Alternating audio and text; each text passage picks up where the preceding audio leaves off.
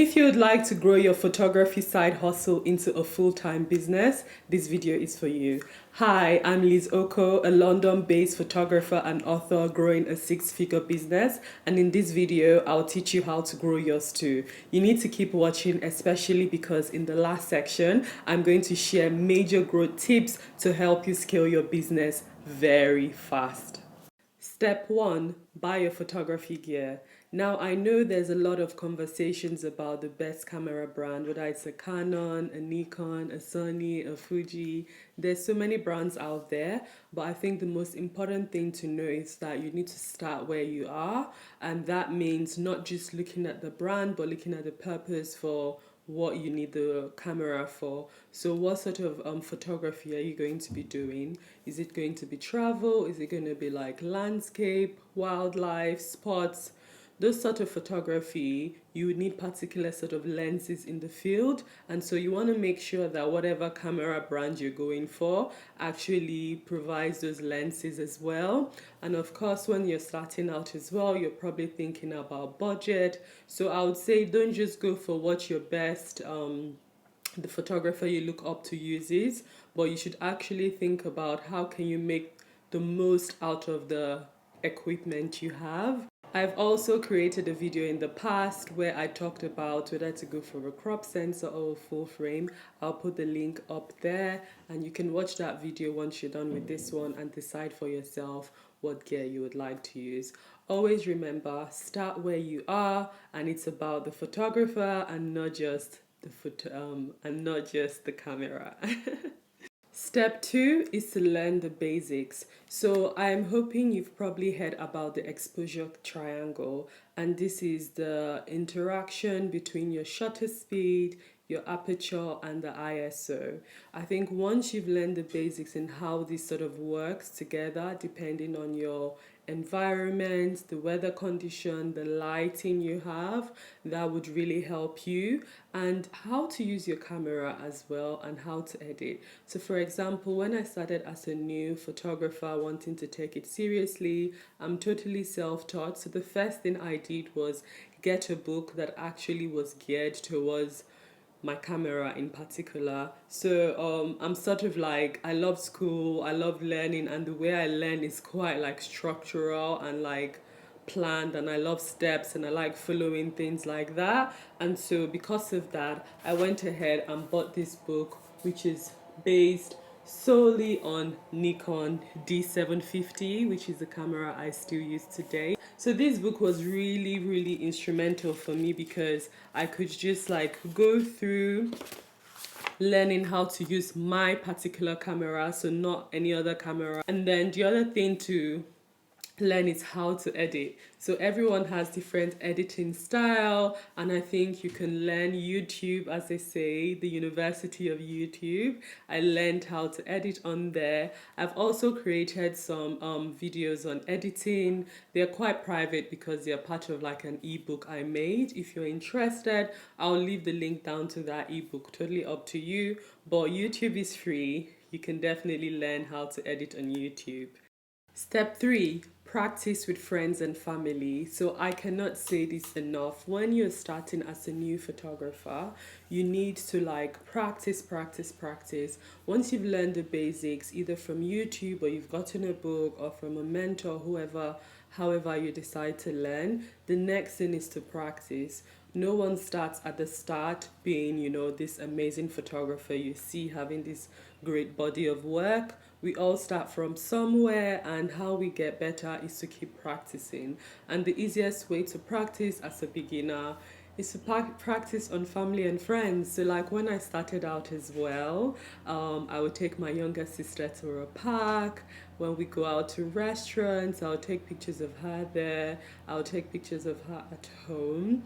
And then even using the objects around me as well. Like when I was trying to learn how to like focus, how to get the composition, how to like try different lighting and try different aperture to know what it does, I was using the objects around in my room. So if there was a cup, I would put it there, I would change the aperture, I would change the shutter speed, the ISO, depending on the lighting situation, and I would take those pictures. And I was just playing with the depth of field as well. So if I have something in front of me, I'll try and focus something behind and see how I can play with that depth of field. So you don't have to like be like, oh, I don't know how to like practice or how to improve.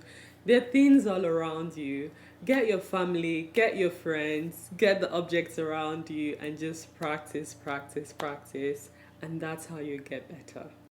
Step four, you need to collaborate with up and coming models or influencers. So I think this is such a good way to start to like get a bit more professional. So once you've practiced with friends and family, and they're patient with you, they allow you to like sort of incorporate what you've learned.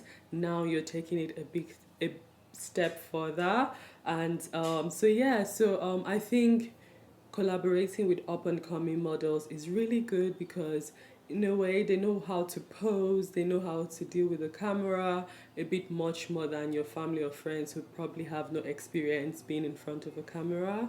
And so that way you can sort of work on ideas, you can be creative, you can explore things you want to try out, still in a safe enough environment, because these are not clients paying you where there's the expectation is high.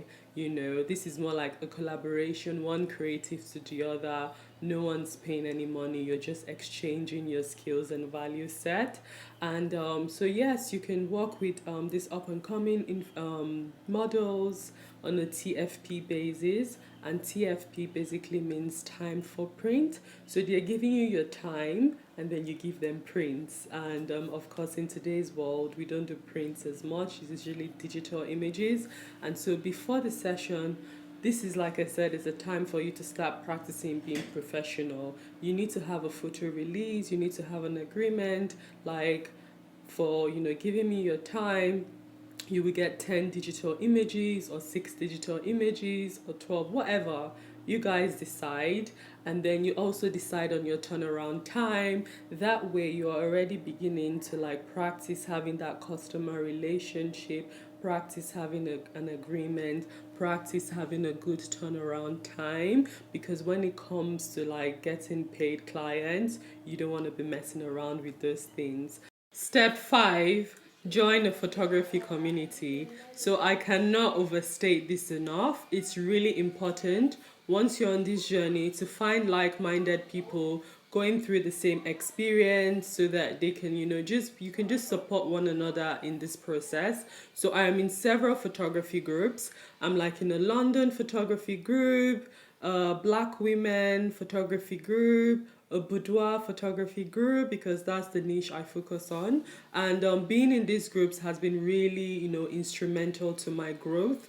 Any questions I have on anything photography related or client relationship related, there's always someone there who can give me advice. Even when I have issues with about marketing, how is Google Ads working for you? This is my experience. Just people you can talk to who understand where you are, because photography, lots of people from the outside see it as this creative, amazing thing, but there's lots of frustrations that can go with, growing a business. It doesn't matter how creative it is, there's still parts that like get on your nerves. So having a group of people who understand you, who can feel your pain because they're going through similar things, is so important.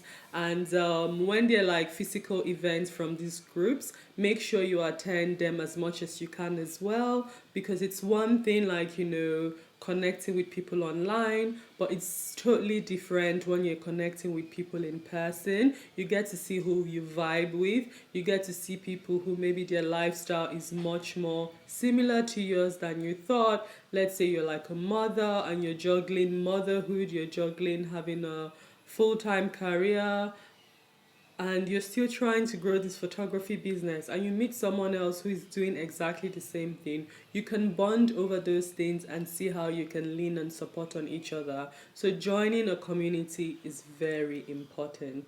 Step 6, shadow or assist other photographers. So now as a beginner, there's only so much you know, and in order to like further your knowledge and your experience, especially across different photography genre, it's always like good when you have someone there to like help you, which is why I said it was important to join a community. So once you're in this community, you get to find other photographers who are doing other things you probably hadn't even thought about. So for example, I'm a boudoir photographer, and in one of the groups I'm in London, like the black female photographers, there are not much boudoir photographers in there. So if you wanted to like explore that genre or ask questions about it, being in that community and someone like myself being in that community, I'll be someone you can approach. And because we share this interest, we're in the same group, and over time we've had conversations or talks here and there, I feel more comfortable to like, open up to you and share my knowledge with you. And that goes across the board.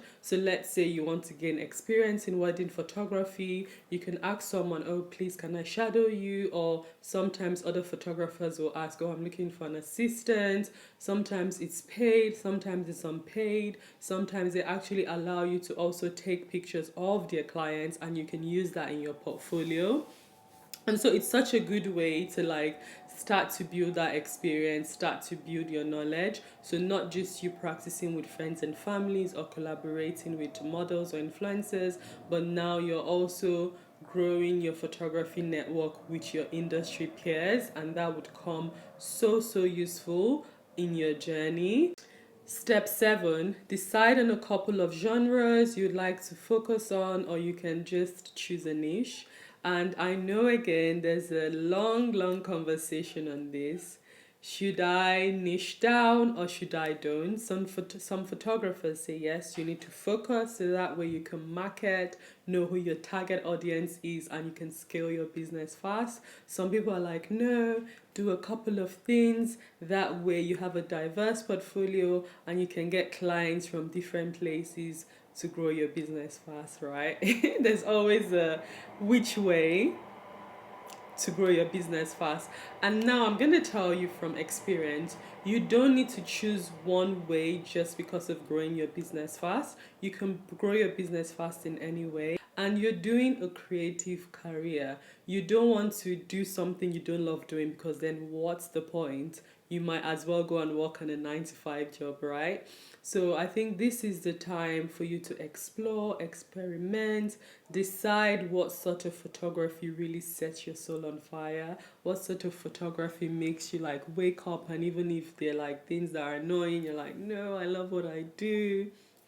Definitely do that. So you see some photographers will say maybe I'm a beauty and fashion photographer. Some people will say I'm a portrait and wedding photographer. Some people like myself is like I'm a boudoir photographer because I have decided to specialize. This is the time for you to figure out how you want your career to be, what you want it to be. And at any point you can change your mind. You don't have to decide now and you're stuck. Step 8 is to build your portfolio.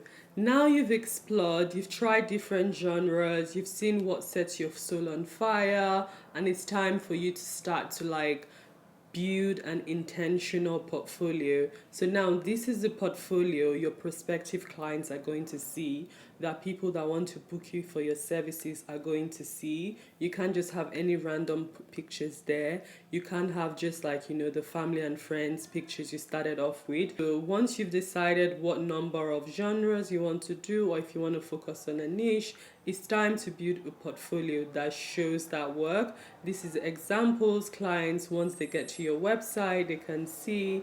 And so for you as well, you need to decide how you want that portfolio to look. For myself, it was very important when I was building my boudoir portfolio to make sure it was diverse, so women from all backgrounds can see that they can look beautiful, I can make them look beautiful, they can, be treated in same value, respect as any other person would be. Step 9, build your website. So now you already have your portfolio, you have that experience. It's time to build your website, because how else are you going to market yourself to your clients? And I know Instagram is a thing now, and people are like, oh, they send. I'm like, that's not professional. This video is about growing your business to be like a profitable, sustainable business. And to be taken seriously, you need to have a website. Anyway, for this step, building your website is important to start out as a professional that you want to be. Step 10, register your business. Now, I don't want to hear about, oh, I'm not making money yet, or oh, I don't know if I want to pay tax yet. I know. But if you want to be a professional photographer who is earning six figures from their business, you need to be registered, because if you don't, you can get in trouble, one. And two, it's just going to mess everything up when you're further along and you're having to backdate stuff. So just register your business. So now there are different ways to be registered. You can be a sole trader or you can be a limited company. Both have their pros and cons for when to do it and when not to. Again, I'll have to make another video that would dive deeper into the sole trader and the limited and why you should do which of them at what point in your journey. I can't do that right now, otherwise this video is going to be way longer than I think it is already. So just know that more videos are coming from me. Make sure you subscribe to my channel so you never miss a video. But definitely register your business, and as a beginner who is not earning much yet, it's fine to start as a sole trader. So step 11 is to get your contracts and your pricing ready. You want to put your best foot forward. You have your website, you're saying you have you're offering services and all of that. So you definitely want to protect your business, protect your interest. Obviously, you're also protecting your client's interest. So ensuring you have a contract can help you solidify this working relationship, and your clients know what to expect from you, know how you operate, and that way everyone is on the same field, everything is clear, and you have a solid agreement. So definitely start out with a contract. You also create that pricing sheet so they know the different packages you have. And I would say, as a professional photographer, you shouldn't be only providing digital images. You need to provide quality products from some of the best labs out there, and I'll be creating more videos talking about all these different things, because when you start to really position yourself well and have a good range of products to offer to your clients, then you can start to have different pricing and tier systems, which would help you grow your business. So no worries, more videos will be coming on that, but I can't delve into all of that now. But definitely get your contract, get your pricing sheet so everyone's clear, everyone knows what to expect. Your contract should include things like your turnaround time, what they can expect from you, rescheduling and cancellation policies, your packages, and who owns the copyright. All of this should be clear. Step 12, market your business. So you have your website, you have your portfolio done, you have your contracts, and you have your pricing. Now it's time to get the clients, and you really need to then also think about what part of the market you want to be in. Do you want to be on the cheaper or premium side? Do you want to be as a luxury side? Because that would really help you determine how you go about marketing your services and actually speaking to and engaging your target customer. So one of the ways you can start easily with marketing is making sure your website is SEO optimized, and this usually would take a couple of months once you're having a brand new website for Google to crawl through the website, index it, and for it to start showing on search engines. So make sure you start blogging and writing about things in your genre that can help your clients, things you think your clients will be searching for online, so your page pops up whenever they do that search. Another way to market your services is, of course, we all know Instagram, TikTok. Now lots of people go viral on there, and it's a great way to create awareness, to say, hey, I'm here, I exist, and people, interested parties can then go further on to look at your website.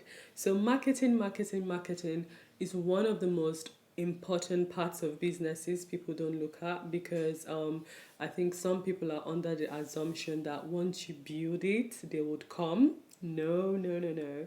I was once one of those people where I thought, oh, once I build this amazing website and did all this amazing product photography, everyone will fall in love with my products and come buying. Nope. It was crickets for lots and lots of weeks. So definitely you need to like build it, but then you need a big trumpet to like blow it everywhere and let everyone know that you exist. So if you've watched this far, thank you so much. Thank you for being here. And this is the juicy, juicy bit. So the 12 steps I've shared so far are all amazing. And that's what gets you started on this journey to becoming a professional photographer. But truly, those are like the rudimentary stuff. Those are like the given things any business, anyone starting a photography business should do. What is really going to help you grow and scale your business is what I'm about to talk about in this session. So once you've given yourself that step, you've done everything I've told you about in the 12 steps, the next step is to truly invest in your business. I cannot say this enough. This is what is going to make a world of difference. Investing in your business. So what do I mean? Investing in your business comes in different forms, and I'm going to share a few of them right now. So the first would be to invest in a CMR. So a CMR basically means customer management relationship. Sorry, not CMR. CRM. I was like, that sounded weird. Invest in a CRM. So it's a customer relationship management system, basically. It's just like a platform that helps you manage all the different things to do with a client. So every client for me, for example, I've created a workflow.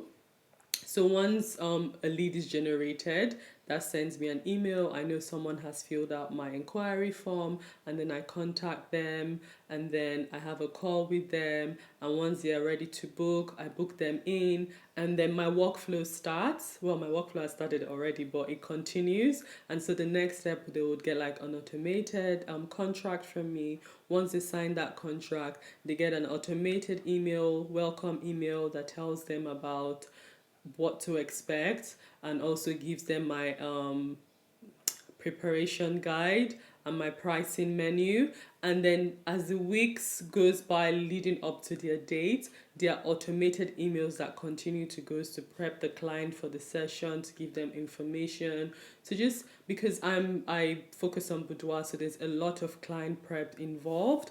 And so depending on what genre of photography you're doing as well, there will be a number of steps. And this just helps the client feel confident, feel comfortable. You have everything sorted. It's giving them the information they need. If there's anything they need to prep, it's sending them reminders. And so when you start, and this is why I said investing in a CRM is important, because when you start, let's say you're having one client a week, or maybe let's say 4 clients a month, you may think, oh, I don't want to invest in CRM, like, that's too much money.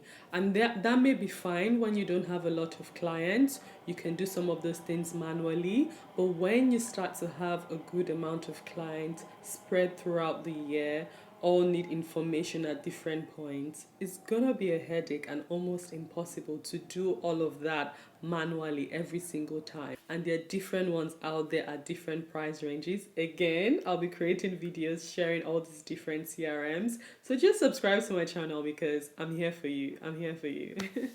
And then the next thing you need to invest in as well is business education. I cannot say this enough. So I've had friends who have studied photography at university or even masters, but they just don't learn about the business element. And so running a photography business is not just about the creative side. It's not just about the beautiful pictures you create for the client. There's a lot you need to understand about business, and you can either, I think in life there are two things, right? You can either invest time or you invest money. You invest time, meaning you don't want to pay someone else to teach you, and that means you're investing your time. So it can take you 5 years to fully grasp and understand everything that would take you to scale your business. Or you can invest money. Investing money means someone who has already spent that 5 to 10 years on their own journey and learning stuff, and now they know it. You can invest by paying them to mentor you or to teach you or go on their course, and in 3 to 6 months what it's taking them 5 to 10 years to learn. You've learned it in 3 to 6 months, and you can just scale your business. And that's what I did when I decided to like specialize in boudoir. Instead of like taking 5 years to learn everything I know now, in the first couple of months I learned a good chunk of what it needed to like run the business properly, and I was making profit straight away. So definitely, if you want to grow and scale your business, make it profitable, you need to invest in education. And so I have some notes down here. And then you need to also invest in a newsletter platform. So you're getting these people going on your website. Not everyone's going to contact you. Not everyone's going to inquire, or not everyone's ready to book. Do they just bounce off? What do they do? It's good to have a newsletter running where they can sign up to the newsletter, and they start to get to know about you. They start to get to know about your business. They start to learn about your past clients, your testimonials. Again, just like the CRM workflow, if you have a good newsletter platform you subscribe to, you can create a series of emails where like it sends it out to them like every 2 weeks or every week, however you want it to be. And it's just keeping your business top of mind. So although they may not be ready to book now, they keep getting these informational emails from you. And then you also, whenever you have deals or sales or campaigns and things going on, you share those emails with them as well. And that way you get people booking when it's time for them to book. Another thing you need to invest in is a marketing budget. You cannot say you're running a business and you don't have a marketing budget. That is a big no-no. You need to have a marketing budget. All of this will come in time, but you definitely need to invest in a marketing budget, because how are people going to see? SEO is good, all of that is good, but you may need to run Google ads. If you have particular campaigns, you may need to run Facebook ads, and all of this costs money, so you definitely need a marketing budget. And so another important thing to invest in is your product samples. Now, I know today lots of people are all about digital images, but we need to remember not to veer too far away from our photography roots.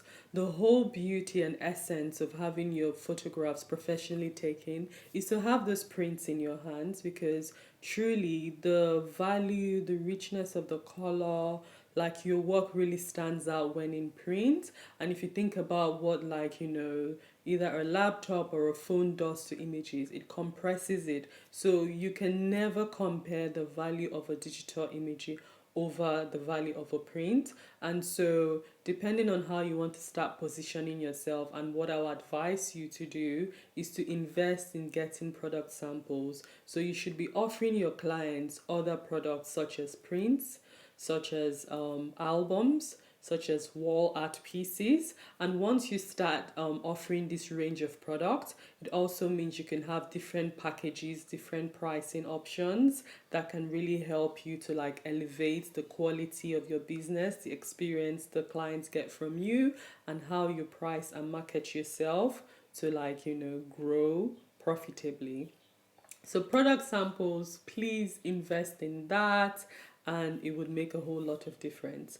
And then another thing you should be investing in is getting a good accountant. So if you start from being a sole trader, and for me personally, I found it was easy enough for me to be able to like file my taxes myself as a sole trader. But when it comes to being a limited company, it's so different, because you have to file for corporation tax, then you have to file for your own personal tax, then you have to like statement of account. There's just so many different things with so many different timelines, and I'm just like, I do a whole lot running this business myself.